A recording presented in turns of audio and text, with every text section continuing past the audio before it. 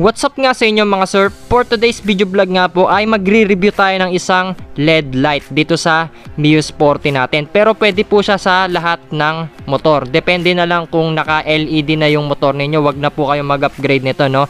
So ito, LED HLM5 po yung binili natin. So tag 280 lang po ito sa Shopee. At nandito po yung specs niya dito sa harapan. So 100% brighter light po siya at naka 6500 Kelvin stylish LED light na rin po ito, no? So mas malakas po ito kaysa sa Osram. Medyo mahal lang po ng konti rito. At makikita nyo po yung specification niya rin dito sa likod.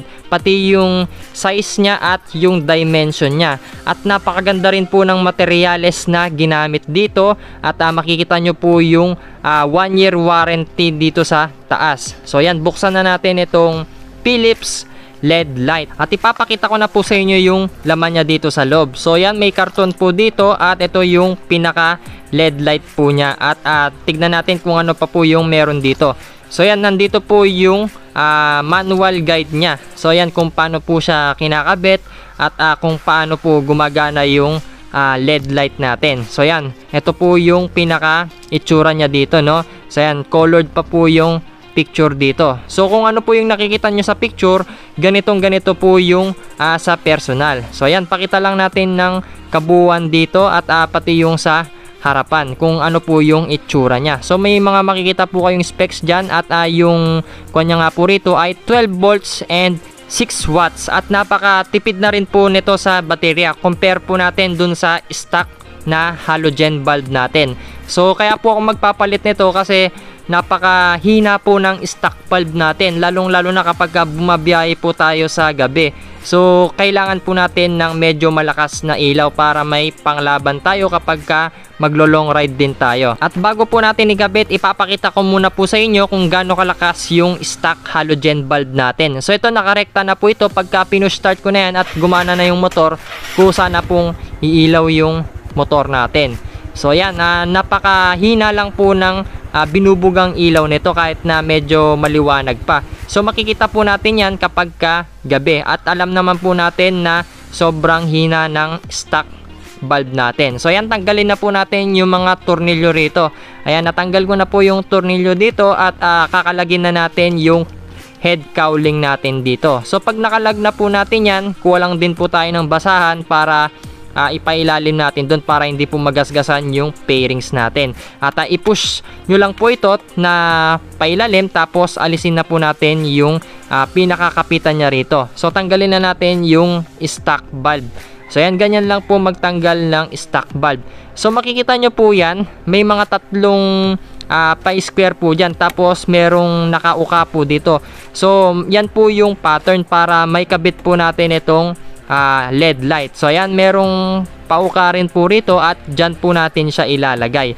So ayan, pakita ko lang po, no, napakadali lang po nitong sundan. Kahit mag-isa nyo lang po ay kayang-kaya nyo na pong ikabit itong Philips LED light. So ayan, pagka nakabit nyo na po yan, hindi na po yan gagalaw-galaw at ilalak na nga po natin itong lalagyanan nya rito, no. So may tatlong butas po dyan na pa-square, tapos susundan nyo lang po yung pagkakalagay po dyan. So ipapasok lang din po natin yung tatlong nakaukang pa-square dito, no. So ayan, pagkatapos po nyan, i-push nyo lang din po siya tapos makakabit nyo na rin po siya kagad.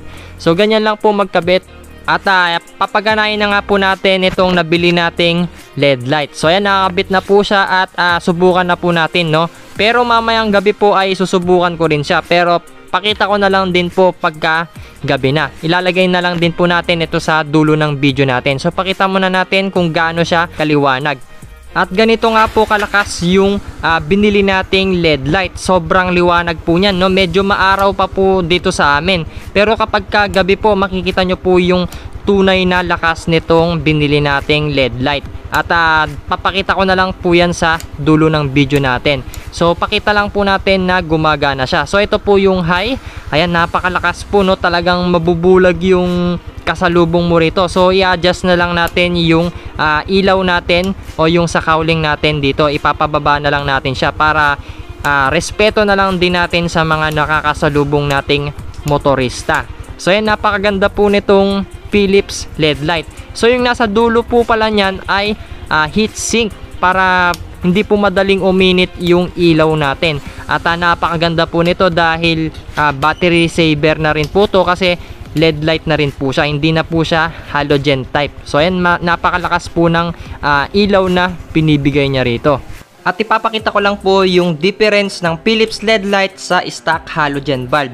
So mas malakas po ng 80% yung Philips LED light compare po natin dito sa stock halogen bulb.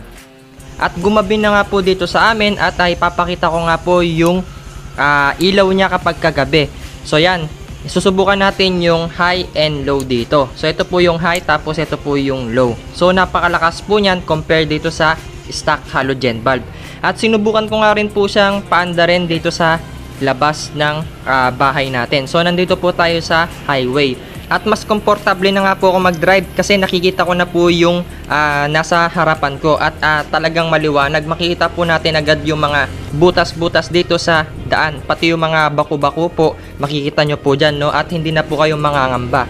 At dito na nga po magtatapos yung video vlog review natin sa Philips LED light. At huwag nyo pong kakalimutan na mag-subscribe sa channel natin and click the notification bell para lagi po kayong updated.